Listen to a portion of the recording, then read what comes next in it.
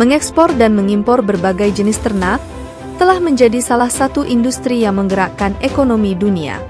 Namun, pernahkah Anda membayangkan bagaimana sebuah kapal dapat mengangkut ribuan ternak melintasi lautan luas? Di balik perdagangan daging dunia, ada armada kapal khusus yang dibuat untuk mengangkut ternak dari satu benua ke benua lain. Salah satu kapal yang dibuat untuk tujuan ini adalah MV Berus, yang pertama kali dioperasikan pada tahun 2002 oleh Rira Ships Limited yang berkantor pusat di Kepulauan Marshall.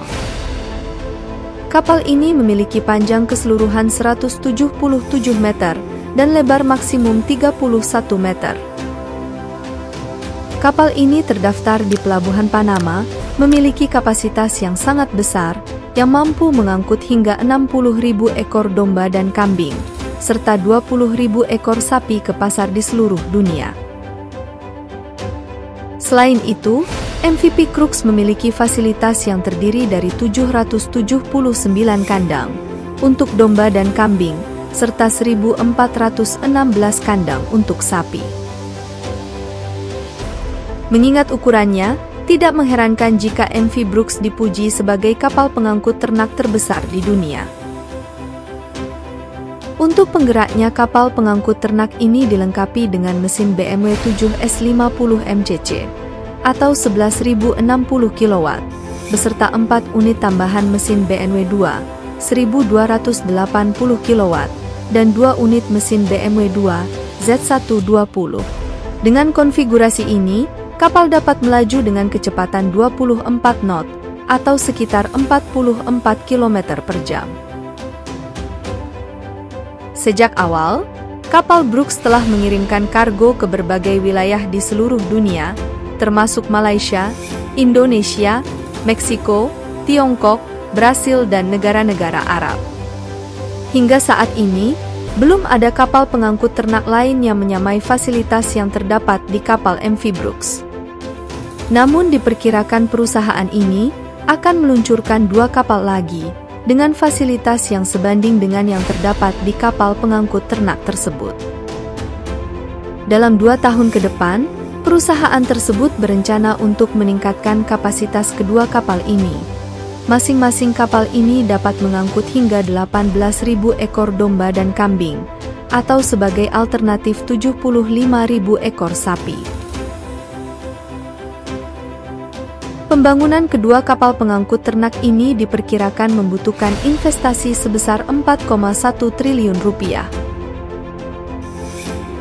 Kapal pengangkut ternak ini unik karena mengangkut muatan hidup, tidak seperti jenis kapal kargo lain yang mengangkut benda mati. Sangat penting bagi pembuat kapal untuk memprioritaskan kesehatan ternak selama perjalanan untuk mencegah kerugian. Pelayaran ini dapat berlangsung mulai dari beberapa hari hingga beberapa minggu, dan terkadang bahkan berbulan-bulan. Karena itu sangat penting untuk mencegah terjadinya wabah penyakit. Oleh karena itu, sangat penting bagi kapal pengangkut ternak untuk memiliki persediaan makanan, air, obat-obatan, dan kebutuhan lainnya yang konstan, untuk memastikan kesehatan dan keselamatan hewan di atas kapal. Pada dasarnya, ada 2 subtipe utama pengangkut ternak, yaitu terbuka dan tertutup. Seperti namanya, pengangkut ternak terbuka memiliki desain, di mana sebagian besar, atau bahkan semua kandang hewan dipasang di anjungan terbuka. Secara teori, sirkulasi udara alami di area penampungan lebih disukai daripada sistem ventilasi mekanis, namun, dalam praktiknya, metode ini mungkin tidak selalu memadai. Salah satu keterbatasan utamanya adalah ketika kondisi hembusan angin sejuk yang bertiup dari laut ke daratan, yang terjadi pada siang hari, menyebabkan udara bergerak dengan kecepatan yang sama dengan kapal. Dalam kasus seperti itu, aliran udara alami ke area penampungan hewan menjadi tidak memadai. Karenanya, di sebagian besar kapal dengan area penampungan ternak terbuka, dilengkapi dengan berbagai jenis sistem ventilasi mekanis tambahan di zona kritis, lengkap dengan peralatan cadangan yang sesuai untuk keadaan darurat. Jenis lain dari kapal pengangkut ternak adalah subtipe tertutup, di mana semua area penampungan hewan ditempatkan di dalam aula kapal dan bagian dalam. Keuntungan dari sistem tertutup ini adalah menyediakan lingkungan yang lebih terkendali dan melindungi hewan dari kondisi cuaca yang buruk. Namun, ventilasi sistem ini sangat bergantung pada sistem mekanis dan mematuhi standar ventilasi khusus untuk ruang internal ini, termasuk tingkat pergantian udara minimum per jam. Selain itu, peraturan mengharuskan sistem cadangan dan pengaturan daya terpisah dari ruang mesin utama. Ini berguna untuk memastikan bahwa ventilasi yang memadai dengan pencahayaan, penyiraman, dan pemberian makan dilakukan secara teratur untuk hewan. Beberapa proses yang harus dilakukan dalam ekspor dan impor ternak, mulai dari proses bongkar muat hingga penggunaan kren ternak yang dipandu oleh personel yang kompeten. Personel ini juga memastikan bahwa ternak yang dimuat ke kapal dalam keadaan sehat dan tidak terluka. Untuk menjaga stabilitas kapal, proses bongkar muat yang cermat, mirip dengan kapal kargo lainnya perlu dilakukan juga kepada ternak, dan setiap kandang akan diisi sesuai dengan kuota yang dibutuhkan, agar ada keseimbangan kargo di setiap titik. Kapal-kapal tersebut biasanya dilengkapi dengan tuas pemulihan untuk menjaga keseimbangan jika terjadi kemiringan tiba-tiba. Tuas kontrol harus cukup besar untuk mengembalikan kapal ke posisi tegak. Kandang ternak disusun dalam baris-baris dengan koridor untuk mencegah kepadatan berlebih. Ruang tambahan dikhususkan untuk hewan yang lebih besar seperti banteng, kerbau, atau domba berbulu tebal. Kandang harus memiliki ventilasi dan akses ke pakan dan air. Pada kapal pengangkut ternak, kandang dapat mencapai ukuran maksimum 40 meter persegi, dengan tinggi antara 1 hingga 2 meter.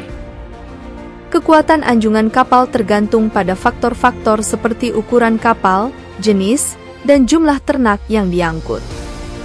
Desain lantai anjungan juga harus mampu menahan beban 1,5 kali lebih besar per meter persegi. Selain itu, sistem ventilasi di dalam kandang harus dipastikan berfungsi dengan baik.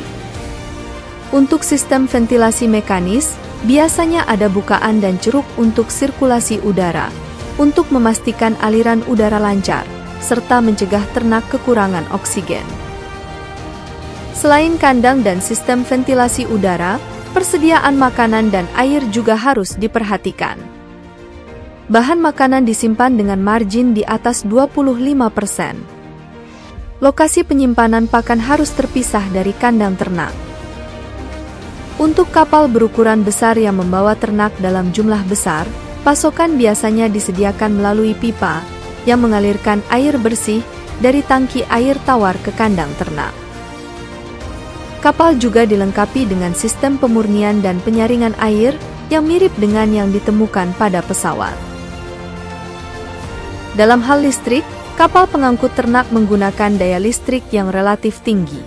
Hal ini karena harus memenuhi berbagai kebutuhan, mulai dari pencahayaan, ventilasi, dan pengaturan kandang, hingga sistem pemompaan air. Semua kandang di kapal dilengkapi dengan sistem air yang sesuai untuk membuang limbah hewan. Limbah atau kotoran ternak di kapal pengangkut ternak akan dibakar atau disimpan dalam tangki limbah. Awak kapal dilarang membuang limbah ini langsung ke laut untuk mencegah tercemarnya ekosistem. Jadi, apa pendapat Anda tentang kehidupan kapal pengangkut ternak terbesar ini? Agar tidak ketinggalan proyek dan berita terbaru kami di masa mendatang, pastikan Anda berlangganan channel kami dan mengaktifkan notifikasi.